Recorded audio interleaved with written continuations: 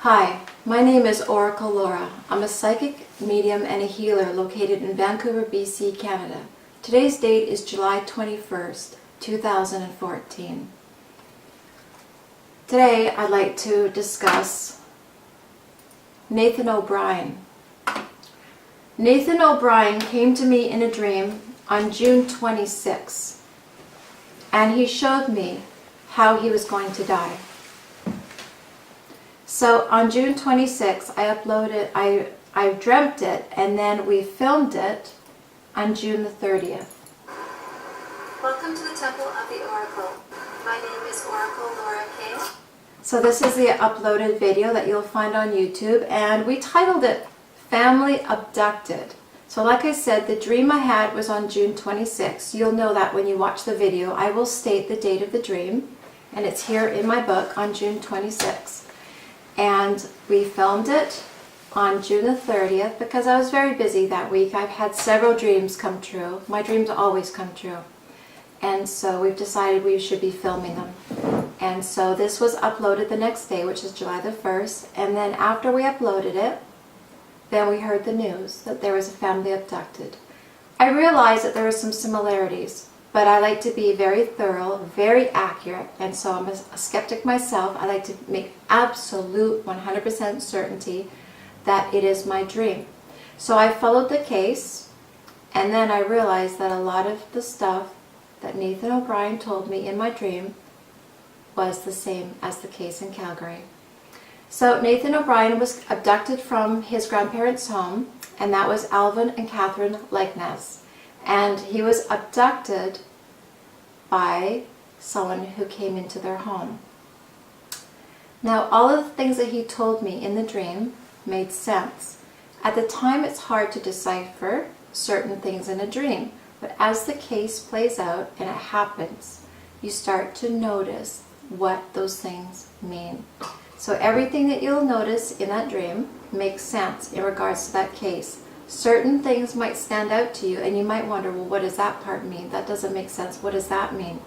Well, as the trial plays out, you'll know what it means. I know things that the public doesn't know, and that's typical because I always dream it beforehand. So for the privacy of the family, I'm not going to say what those things in the dream mean now, but you will all find out. There are two dreams that you will find on my channel. Now there's two channels of mine, Oracle Laura, and also one of my film crew, Ken Jones, puts my films also on his channel. So do look at both. This one in particular is under Ken Jones. So it's called Family Abducted. And I will go to his channel, and you will also see, when you go to this channel, you will also see the other one here. And this one I titled Brown Sugar Drugs. Now this one I dreamed after the other one, after I knew that my dream related to Calgary. Now they weren't found yet, and everyone was still wondering who the suspect was at this time. I asked the universe, I sort of make a request, and that's how I managed to do this. I initiate a dream, in particular about a particular person. I asked a dream about him. I wanted to know more about him. So I had this other dream, which, like I said, we've uploaded. Hi, welcome to the Temple of the Oracle. My name is... So I titled this one, why is it full screen on me here? I titled this one Brown Sugar Drugs, and it talks about a man who did not want the hotel room registered in his name. Now, as you find out about the case, you'll notice that Douglas Garland does use stolen identities, and he did check into a motel after this dream was uploaded. He did check into a motel after he was let out of jail for this one charge, and then the public also found out that he does sell narcotics. He makes them and he sells them. So everything in this dream makes sense as well in regards to that case. So I do have something else to discuss in regards to this case. Here are the dates of me calling Crime Stoppers, the tips line. because I realized my dream was about them and everybody was worried about where they were. Well, I looked at the images that the news had showed and I knew on the property where their bodies were.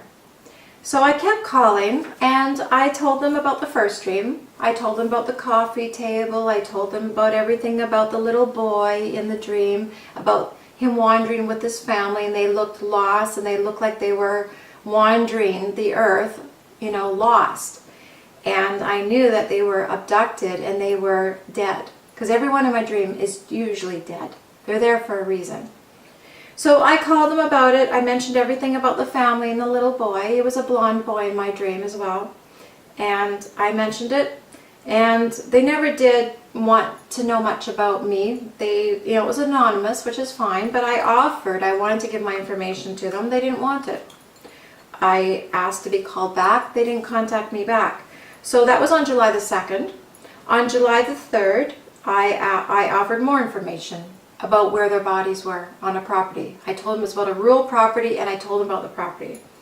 Again, they took the information, but there wasn't much on their end about wanting to work with me. So I called them on July the 4th again, and that was because I had the other dream about the motel room. I had the dream about, I can't say everything. There's a reason why I can't say everything again, to protect the family, but there was information about the hotel and about the drugs. And I called them again on the 7th, July the 7th. She put me on hold for the longest time. And I mean like at least 10 minutes. I finally had to just hang up. Tried again later in the afternoon. And I was told that it's an update. And that I can't really give information to her. Again, they don't want to know much about me. And I try to give it and she won't accept it. She doesn't want to hear who I am or take my phone number or anything. And so I was told to call back on certain days only, later in the week, only between certain hours, to get an update. So I'm getting a little bit of a difficulty working with them. I then am told later to call the RCMP. The RCMP they tell me to call the local RCMP. I call the local RCMP. They say you should be working with your jurisdiction, so you should be calling the VPD. So I call the VPD. They tell me to call Calgary.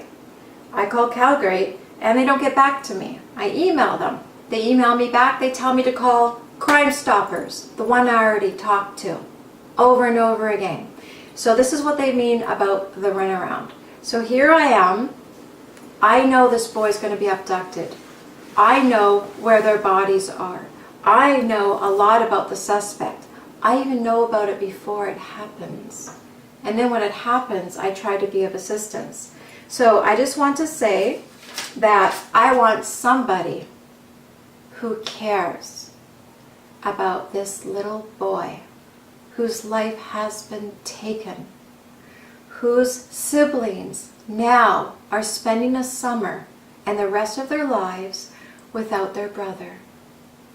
I want one of you who has the ability to get this out there, to get some help for this little boy. I want you to contact me if you can. I am calling out. I am asking ever so politely to please care about this little boy that came to me for help. I just want somebody to believe. I want somebody to listen. And I have to say that my dreams all come true.